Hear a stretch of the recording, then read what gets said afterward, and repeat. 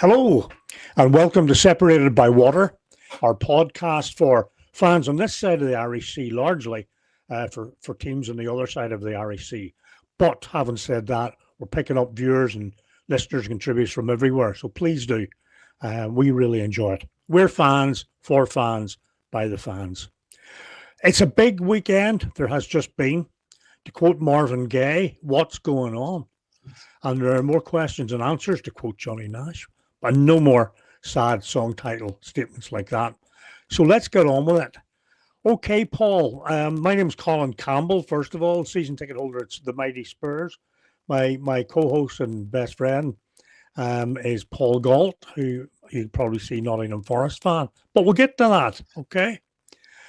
So, Paul, the weekend really kicked off. I mean, there were Spurs, Manchester United, yeah.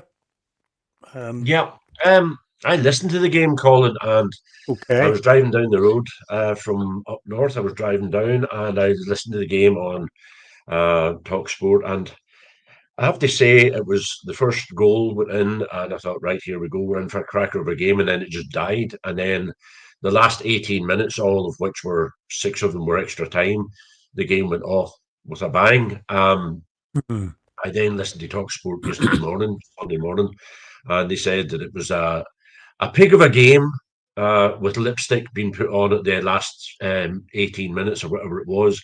It was exciting for me. I enjoyed it, but I'm sure it was nerve-wracking for you. It was the most Spursy game I think I've ever seen, and I think it's the most Man United-esque game that I'd ever seen because they scored in the 96th minute back to the Fergie days. So anyway, what more importantly, what did you think of your team Well, in the firstly, game? of my team, going back to August, I'd said that from a Thomas Frank team, I was hoping for shape and commitment. I'm starting to wonder where that's gone. I think that, in summary, they are both two just slightly above average teams. And I think their strengths and flaws were exposed by themselves and by each other, particularly about Spurs. No goal threat, really, for the long period of time in the match.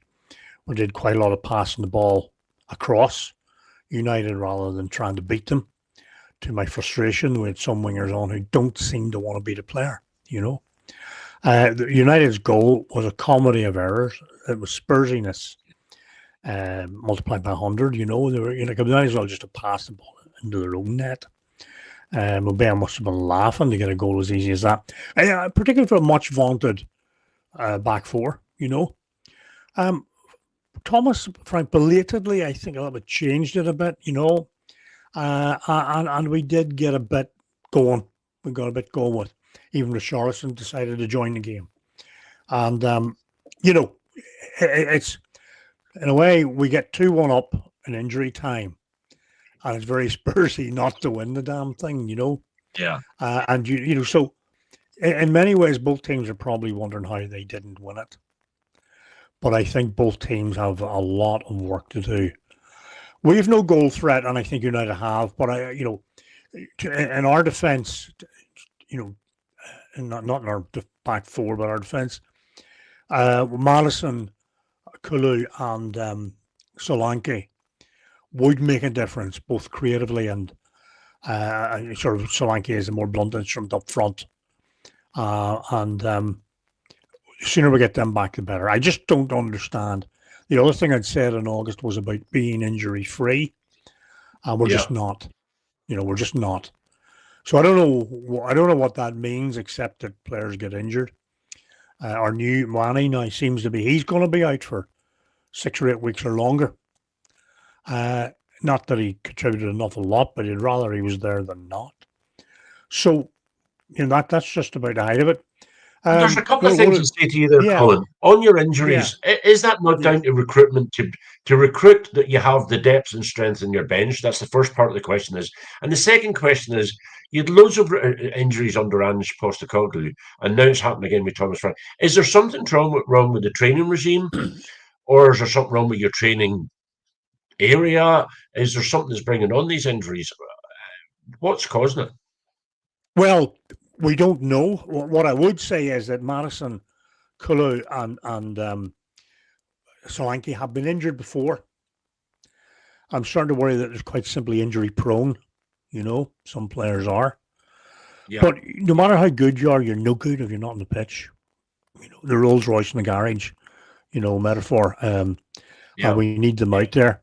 Whether it's how they're being trained, I don't know, because Thomas Frank has brought in a different approach to play and the training that Ange had. It's meant to be less kamikaze. So I'm not sure. I think we'll probably fewer injuries, but they're key. They're key injuries, frankly. I like Madison. I think he can change the game. I like Kulusevski. I think he can run a bit and get in there. And Solanke's a genuine centre forward, and we don't have one really at the minute. And I do think he'd probably have at least 3 or 4 goals by now, So we definitely need that. But there are still, in terms of the bench you mentioned, quite honestly, I think there's a legacy for Spurs of the Levy or the years, if we can put it that way. No matter what anyone says, the comparative underspending versus their peers comes home to roost and still is. And when you see the 80 or the 100 million pound player, I've gone on about this at length, versus the 50 or 60, and these are monopoly money figures. They're only there to make a comparison. I think that's where we fall short. United did something that you had mentioned in some of the United fans last season, and that was, rather than bring in from Europe, they bought some Premier League quality, Premier League experienced stars, and most of them are playing like it. Well, it was Kevin Kelly that said to me, the contributor, the Man United contributor, he said that's what Man United have been doing wrong, and that's what Arsenal have been doing right, Liverpool have been doing right, and Chelsea have been doing right. They're buying within the Premiership, tried and tested Premiership players. So, and I have to say, he seems to be right for once. Yeah, it struck a chord with me, and I thought, maybe that's what United need to do. No, I think both teams are a mile away from where they think they should be. To be quite blunt, how quickly each of them gets there is hard to know. But I think that the league, but after Arsenal and possibly City, there's only X number of points separates about 10 teams, and that tells me that I think, quite honestly, the Premier League, despite its domination over the European matches, is a little bit pedestrian this year. Brighton and Palace have been weakened. They were brilliant last year. Brentford, good luck to them, but they were weakened as well, clearly. Some other teams are neither weak nor strong, Fulham, Everton, and all that kind of thing. Spurs United are not where they should be. Liverpool will come to that. And Arsenal do look like the finished product, and City have looked like the finished product for years, as they have been. But United Your second goal certainly gets the celebration of a lifetime, crying, throwing the shirt off. Well, he did that 2 seasons ago, I think it was, when we were 3-0 down to Liverpool at Anfield, come back to 3-3. He scored the third goal, the equalising goal. Got on like that, and within 2 minutes, Liverpool had scored a fourth. So when I saw him do that, me being me, thought, you know what, me, oh my goodness. Did you have the same feeling I had? Because whenever that corner came, I thought there's inevitability here of this ball is going to go in the back of the net. It's going to end up a draw. And I think in fairness, I would always side with Spurs in that situation. But I think a draw was a fair result. You didn't get beaten. They didn't. No, I agree with you. I have to be objective on this. The 19 minutes, I can say what I want and shout what I want. But after that, I think it was probably a fair enough result. And both teams, as I said, will be disappointed they've lost it. Spurs a wee bit more because they were 1-2-1, and with seconds left. Romero going off, Danzo coming on. I just felt, it upsets the rhythm a wee bit. But I think I could have headed that into the net, whatever Spurs were doing in defence. But that's that. So upwards and onwards. I said it would be a big week for Spurs. It was a big week. Beating Copenhagen 4-0 and drawn 2-2 United. Well, fair enough. Probably 6 out of 10. It's not gold star stuff, but we move on. And of course, there's the small matter of Arsenal away next. So I'll be looking for a country with no extradition treaty soon. Yeah. You'll be fine. Okie doke. You'll be fine. You never know. So You never know.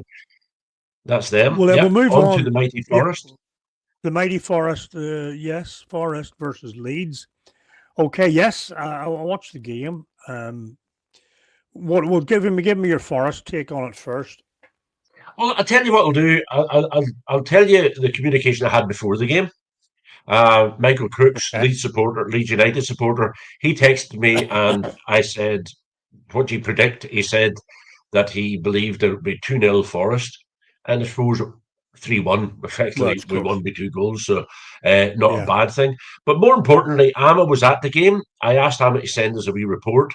I've clipped it up, and if we listen to that for a couple of minutes, and let's hear from the horse's mouth. He was at the game, so Amma, thanks for sending it to us. Hi Paul, hi Colin. My review for yesterday's game at home to Leeds. What an absolute massive 3 points that was. That was huge. There was a slight gap starting to happen at the bottom. Things are already getting a bit nervous, even if we are fairly early in the season still. But it was getting a bit worrying. Still trying to get the shackles off with where Ange put us. But no, when we went 1 down, the slight sort of, oh, here we go again, was about to start to happen. And I was kind of getting a little bit worried, thinking that some of the fans might have started to turn slightly because some were a bit frustrated with the performance on Thursday night, including myself, to be honest. But the fact that Sangare equalised so fast after Leeds scored, I think that kind of, really, really helped the team, but actually helped the fans, and the stadium didn't deteriorate at all. But performance-wise, I thought we were brilliant. Sangare, one of his best games in the shirt. Lovely to see him get his first goal. I thought Nico started a bit slowly at first, which was a bit of a change for him, but he really came into his own. He had a really solid game. But I feel like attacking-wise, the intent, that massively changed when Hutchinson came on. He came off the bench. He was running at defenders, and they couldn't handle him. His pace, he's clever, he's tricky. And it was nice just to have a winger that actually ran at the wing-backs, and also who could cross the ball. So, so our first goal obviously came from Hutchinson himself. And our third was a penalty, which was also a foul brought on by Hutchinson. So overall, I think, Hutchinson absolutely crucial to the 3 points and deserves more minutes. Performance-wise, even when we went 1-0 down, I was actually quite pleased with the performance. And after then, I think we totally controlled the game. And Leeds didn't have many chances until sort of the last few minutes when they were pushing, the whole kitchen sink. Overall, massive 3 points.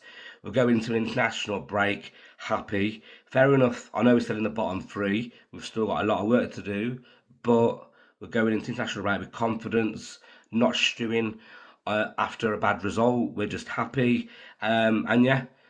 Bring on Liverpool. Callum Hudson-Odoi time, maybe? We can do it, can't we? I'm sure we can. Come on, Forest.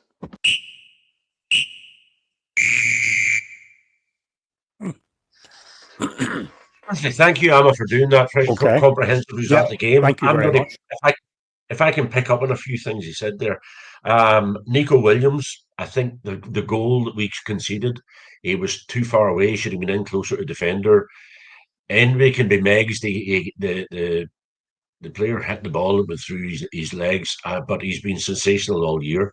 I think the Sangare, whenever we bought him from PSV, I was actually out at the PSV game, the friendly, and I think the deal was done when Rosario and I were out at that game, and he came, and he really hasn't shone for us that well under any of the previous managers. And I think Deitch is going to get something out of him.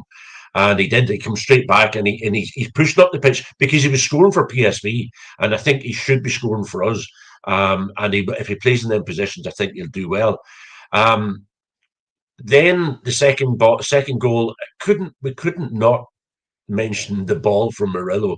It was from the halfway line on the left wing, just over the left wing, and he crossed it right over to the right, nearly the right corner flag, and Amari Hutchinson picked it up, ran in. Morgan Gibbs White, second header, second goal in as many weeks.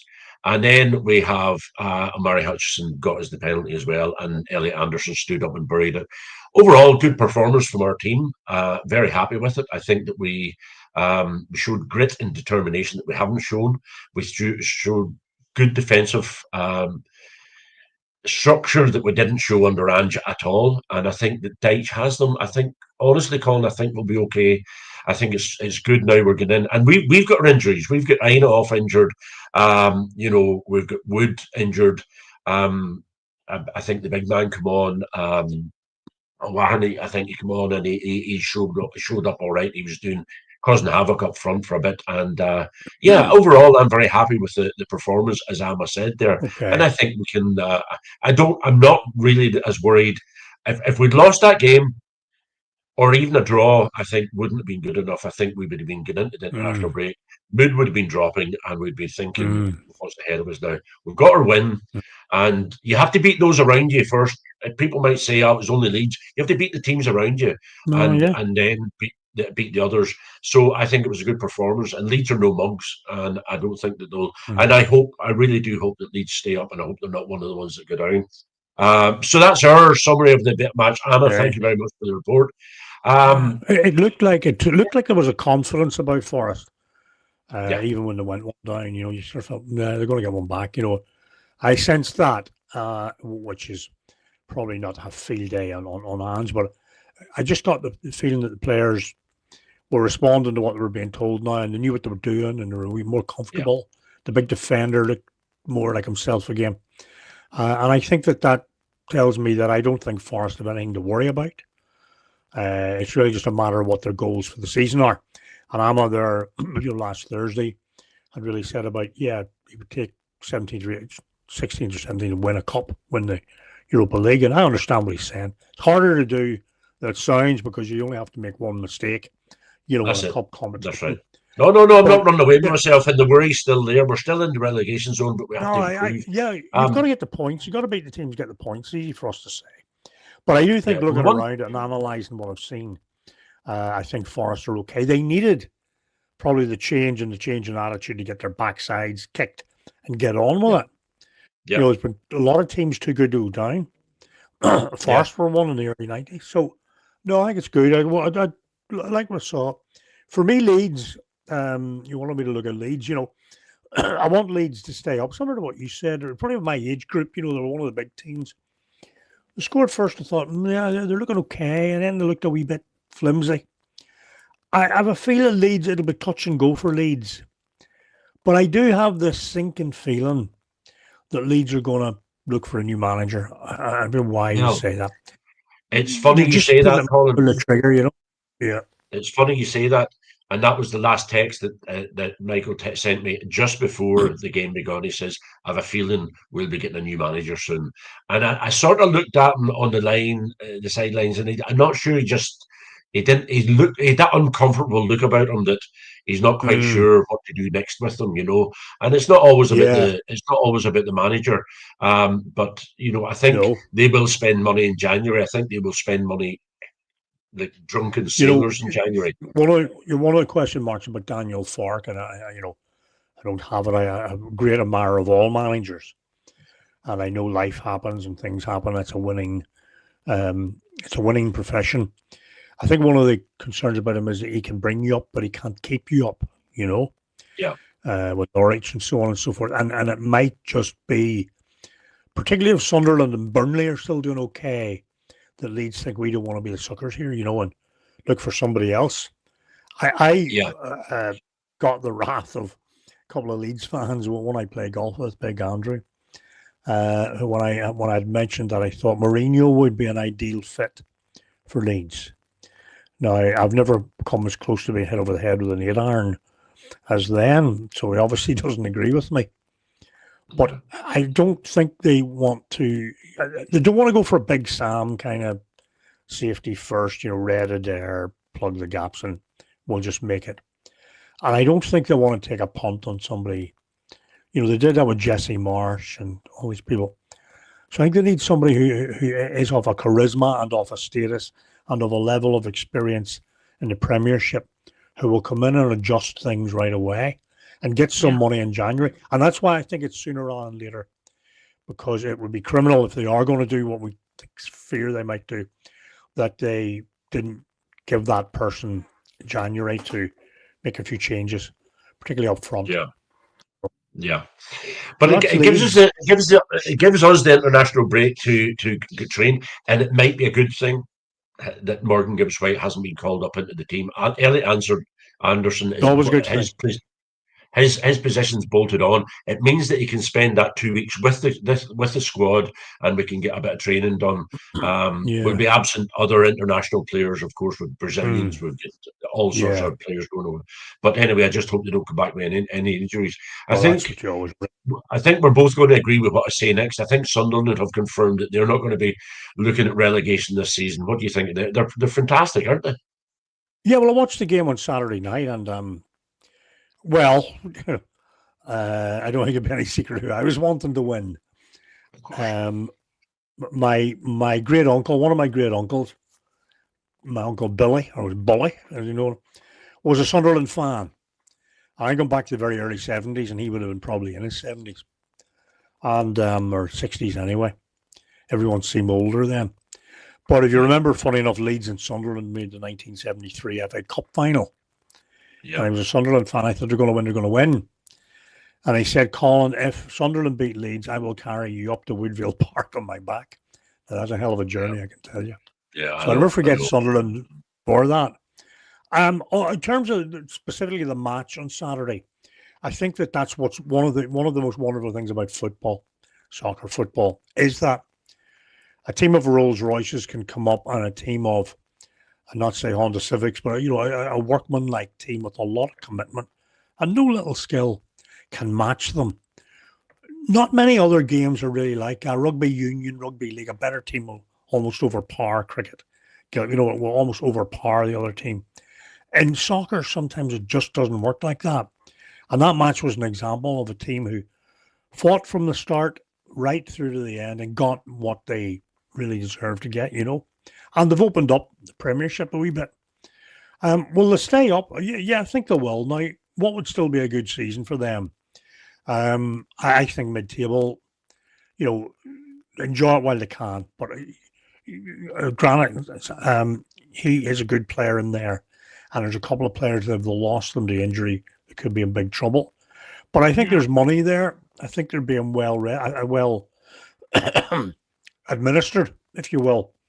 And Regis Labrie, is a character. He's a character in the making. I think he's a PhD in psychology and sports therapy or something. So, he the road less traveled, so to speak. And I like to see people like this in the Premiership. So good luck to them. They're also one of the old traditional teams, once known as the Bank of England team. Brian Clough played for them. I just think that they need to enjoy it, but keep, the manager was saying today, it's helped us in our target of 40 points. So he's trying to keep a damper on, a reality check. And I think that's very wise. Yeah. But I think they're staying up, no doubt about that. Yeah. There's just something occurred to me there that I meant to mention earlier about Leeds. The worrying thing for Leeds is the next handful of games, Colin. They've got Villa next, then City, then Chelsea, then Liverpool, then Brentford, Crystal Palace, Sunderland, Liverpool, Man United. Up until Man United, I think there's something to worry about. But all them other games, that's a tough run of games. Living up to my ABU reputation. No, but I do think that's my worry for Leeds, and Michael and I are going to have a conversation this week about a couple of things, and that's one of the things that I'll talk to him about. If there's any going to live games, please send us your wee Yeah, game review, and we're happy to put it yeah. up and talk about it. I think I explained Um, it. I have been curtailed at this part of the season for my good friend. I go with sorting a few things out, but I plan to be back in form again in next month and back to normal. Yeah, I'm please over at do, the because Malmo that's part of game. our and it's part of our part of our ethos, separated by water, where we want to let all our fans here on this island hear what it's like for others traveling, find out what the costs are, get some good advice, maybe on hotels or what the price of beers like, whatever it may be. That's all part of the flavour of what we do. So please do. Yeah. Well, on that, my Okay. booking of my flights, I had to fly out of Dublin, fly back into Cork. In both instances, I'm going to Manchester, but there was no flight at a reasonable time in the middle of the week, so it was a bit of a around the houses to get there. But anyway, my Yeah. grandson's going with me. I have never witnessed a live uh, European game at the City Ground, and I've witnessed it on Yeah. TV, but never been there. So I'm looking forward to it immensely. And we thank Good. again those that arranged to help me get the tickets. Oh, they are excellent. Liverpool. Let's talk about Liverpool, Colin. What's Well, I going on think there? Are they maybe in to be crisis? fair now, and it breaks my heart, we'll maybe just need to say a couple of words about Arsenal. Otherwise, I will be accused of. Or is there anything you'd Okay. like to say about Arsenal? No, That never much remember, to say about Arsenal, to be honest. no, okay. Yeah, well, I think that they might feel it's 2 points dropped. They might also see it as a point gained. But what it has done is sort of bring them back towards the rest of bring them back towards City. But anyway, we'll maybe feature them again at some other stage. You mentioned Liverpool. Yeah. Well, I'm going to ask you, are Liverpool in crisis? If I take it back to the Arsenal Sunderland game, I think momentum is a great thing. And I think that at the start of the season, if you'd asked an Arsenal player to get through the fixtures and it came to Sunderland, they said, yeah, that's 3 points in the bag. That's And probably gift, yeah. after the 10 or so games that we've had, they probably looked at it and went, well, actually, I'm a wee bit more worried about that game. And momentum is a powerful thing. But it's also, if you get into a momentum of losing games, and or Mm. maybe momentum's the wrong word, but you know what I mean? If you get into the habit I of do. losing Well, it's games, sort of downward spiral. reverse Downward momentum. spiral. If you get into the habit of Yeah. losing games, it can become very Yeah. easy to. I just hope they continue to lose one more, because after the international break, we're going to Anfield and we'll soon find out what they're like. But I think they're wide open at the back. They're nothing like the side that we're playing last year. Is it Mo Salah's went off the boil? Are they missing the players that they signed away, are sold? I really can't put my finger on it, and I don't think many of the pundits can put their finger on it, other than their defence is wide open. Now it seems to be worse away from home than it is at home, but Slot is Slot being found out a wee bit maybe. Um, I can't really put my finger on it, Colin. I'm stuck for words and not off the arm. What do you think? Yeah. You're Yeah. more Well, analytical about football than I am about the setup, etc. they've had, good wins in there too. Real Madrid and Aston Villa, who have come back big. So, there's good things happening in there. We did say a few weeks ago that Liverpool, this will be a blip and they'll come back. The problem for them is, and we said at the time, was what represents a good season now. Because, the league championship or the Premiership is getting, more and more difficult for them to win it this year. Do they go for the Champions League or what? What really? It's said before, like Slot. It's like if he was a music band, it was banned, his first single going in at number one. What happens after that? Everything else could be perceived as relative failure. There's also the point that the Liverpool guys mentioned that some people would say last year was Klopp's team. This year's Slot's team. The transfer window seemed like it had come from heaven for them, and I was certainly very jealous. But it's not gelling. And I get the feeling, looking at the body language of the players, they feel it's not gelling. Salah looked like a man. His expressions when he was blown offside for about the 50th time, or a ball went away, or he was ineffective, just looked like someone who was, really preoccupied. And I think that a number of them are like that. Even Van Dijk, who I grudgingly admire, just seemed like he would rather be irritated about things than actually get on with the game. Whereas City seem to have a very good get down to business look about them. Whatever their blip was, I think it's over. Haaland was up for it. God, Doku looked brilliant. Doku was fantastic. Absolutely. Doku run the team. He run the whole, And it's interesting for me in a way because City would have outpassed you. They'd passed you to death for a few years. And they had players like Stones and Kyle Walker, who were great favourite of mine at Tottenham. He was changing them. He was turning them into silky ball players who were moving from like the right back position to the left wing position through the centre circle, exchanging passes. Stones and him. And now, they were more like an old-fashioned team yesterday. Get the ball to Haaland and see what he can do. You know what I mean? Yeah. Get down the wing. Maybe the only criticism with Doku could be he's a wee bit over-elaborate at times. Maybe even he doesn't know what he's going to do. But that's a small criticism for a guy who can entertain like that. I think he's sensational. I think he's a sensational player. And it was Foden, like the Keegan Foden backing them up.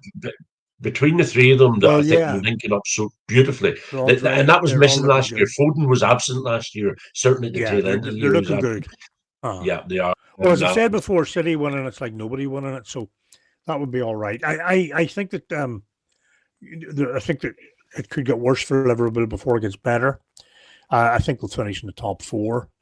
I'm pretty confident they will, but it's how that will be perceived by the fans and by themselves. It has to be seen as a failure. You know what I mean? And because we create expectations. But and people will start to say, well, look, what else more do you want? How many hundreds of millions to spend there? To give you everyone, give you a luxury of Isak and so on and so forth. And at the minute, it's not gelling. Probably simple as that. And they'll have enough to beat lesser teams. But I think that they looked very second best yesterday. No, I'm presuming they'll come. Well, everybody's beating them at the minute. And I'll say it one more time. Everybody's beating them this year. We beat them last year when nobody else was beating them. So hopefully we can beat them in the next away match. Sure. We'll wait and see. I hope you do. Yeah. Chelsea. Do you think Chelsea are in the running after the weekend? I don't know if you've seen their games. I have. They're a bit hit or miss, I think. But do you think they're contenders for the title? Well, I did. Well, I mean, I predicted them to win the title, so I have to stay. No, you did. I think they're hiding in the undergrowth there. They're kind of under the radar. They're up there, but where are they? Second, third. Nobody's.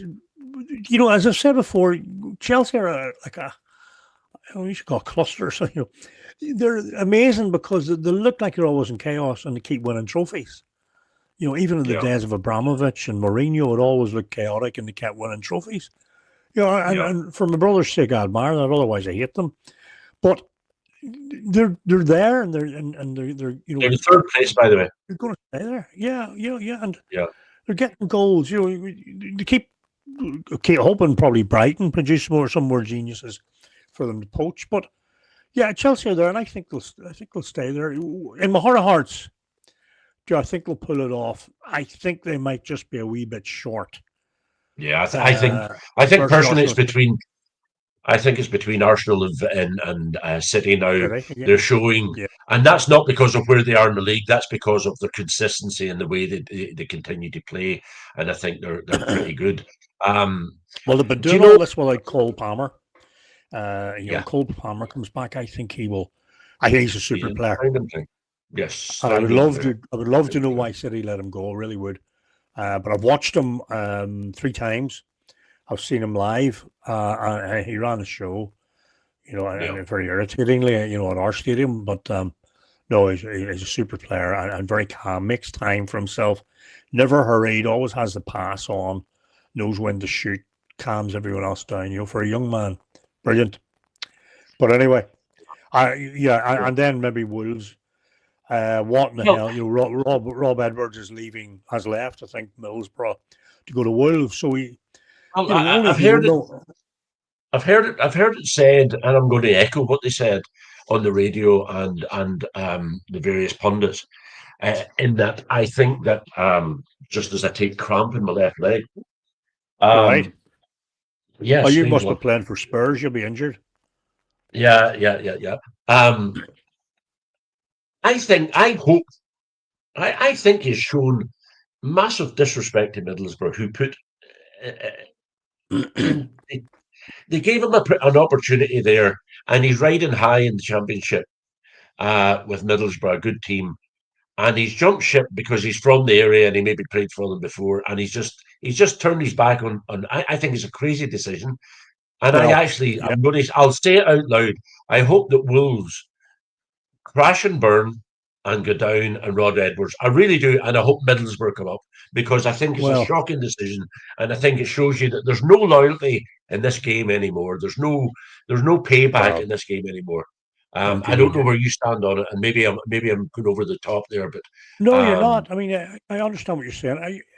If we go back on one of our podcasts at about this time last season, I had done a wee feature on be careful. It was Glasner of Palace, and believe it or not, Edwards of Luton. And I yeah, was saying, don't sack these guys. Give them a chance. Give them a chance to get it back together again. They're talented. Glasner stayed, and look what happened to Palace.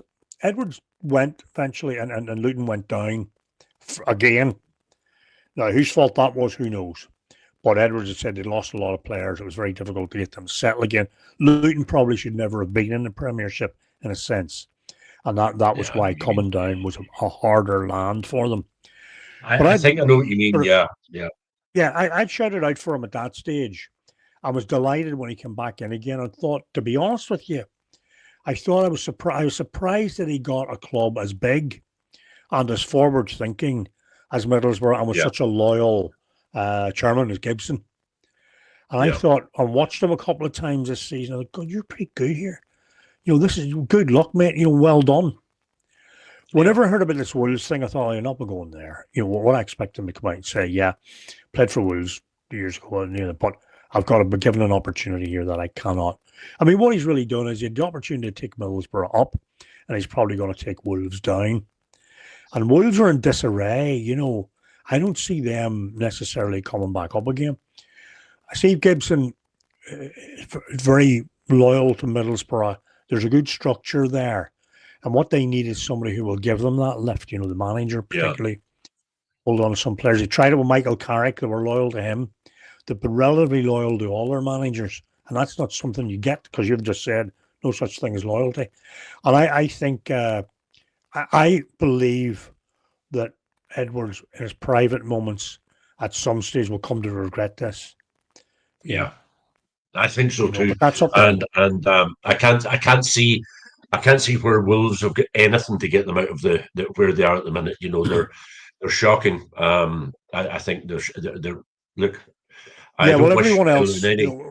West Ham, Forest, Burnley, and I know they didn't this week.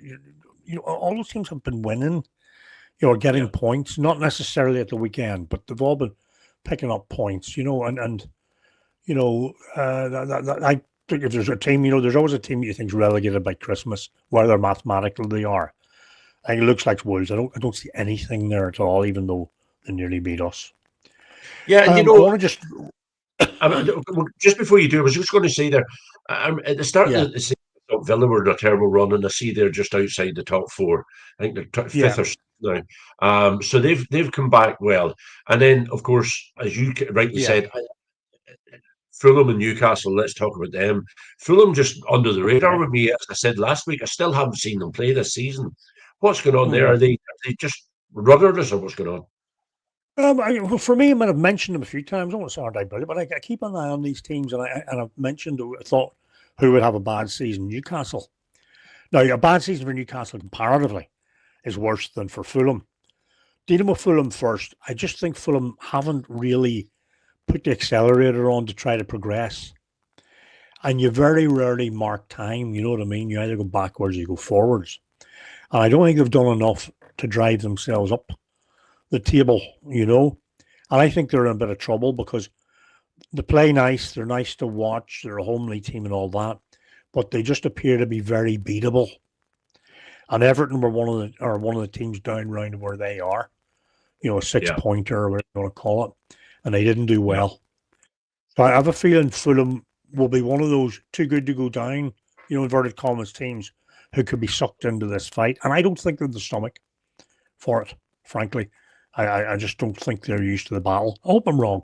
Well, Fulham's a lovely area, a lovely club. I was at Craven Cottage many years ago, but I just worry about them. Newcastle. I've been there as well. It's a lovely track. It's a lovely course. Oh, it is, isn't it? A lovely ground, I should say. Yeah. Very similar to Forest, that it's right on the edge of the river. It's very nice. Yeah. Very nice. Yeah.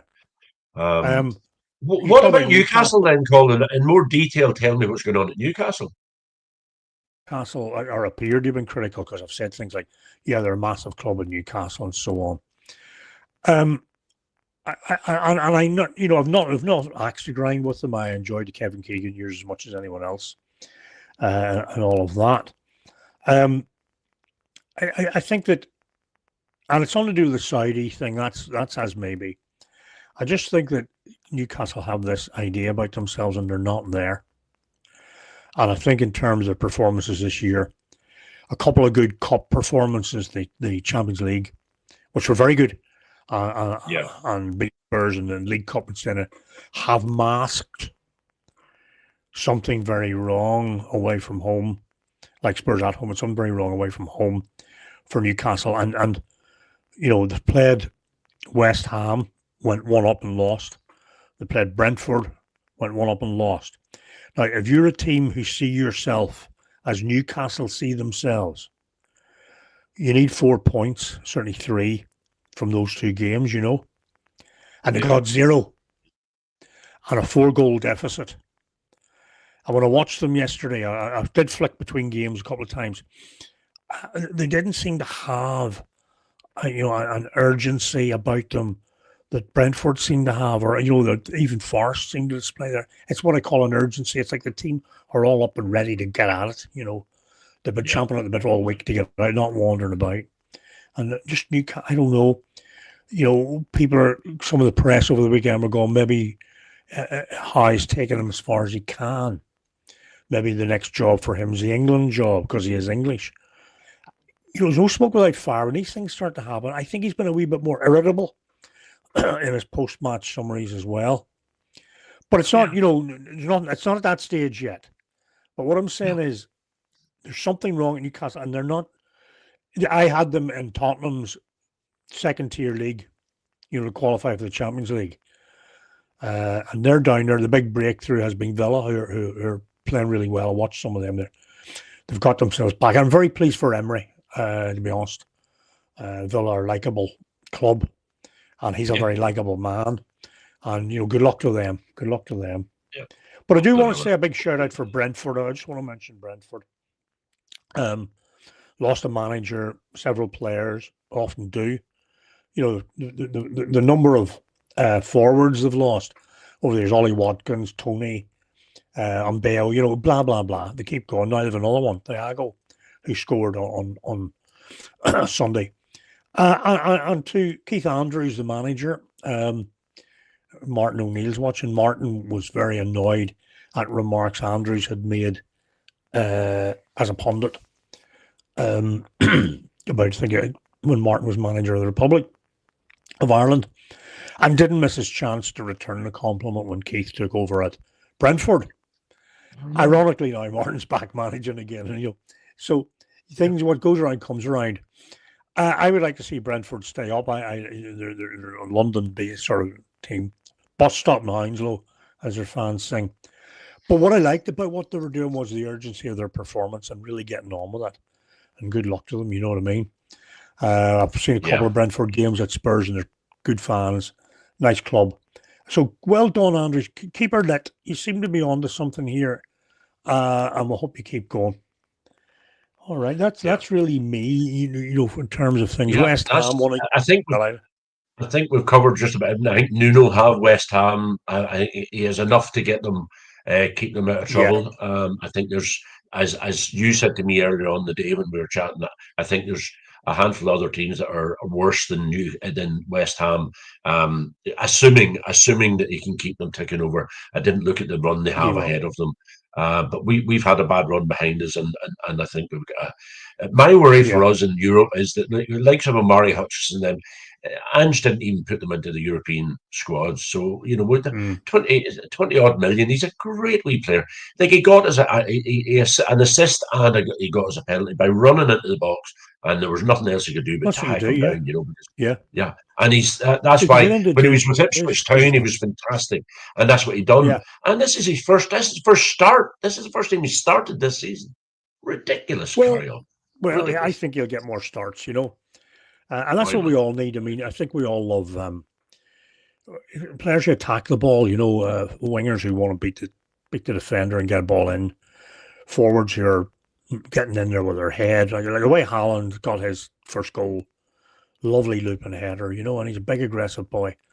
And the way City played there, it's like the old days of Keegan and Toshak. Away from that silky smooth, there's still plenty of silk and smoothness there.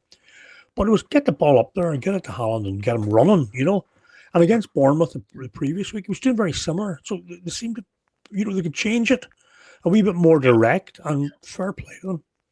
Yeah.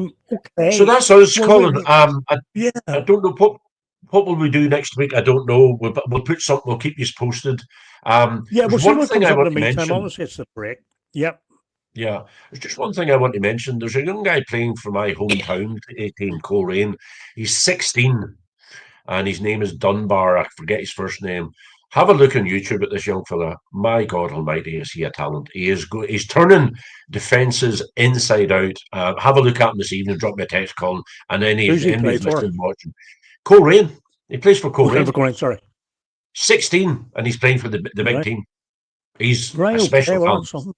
And I can tell you now, he won't be Coleraine for many, many more seasons. I'd say he'll be snatched up and gone. And it'd be interesting to see. Snatched up by Crusaders. No, I can't see that happening. I think he'll be coming across and separate. He'll be separated by water from mummy and daddy very soon, because I think he'll be over in England playing for some of the bigger teams in the Championship or further above. He's a sensational talent. So have a look at him on YouTube. I will do. Certainly will do. Anyway, I don't know what we're going to do, but thanks for listening to us this time. And have you anything you want to add, Colin, before we go? No, just we'll start with what's going on, and I think it's exciting. The good teams don't always need to win every week.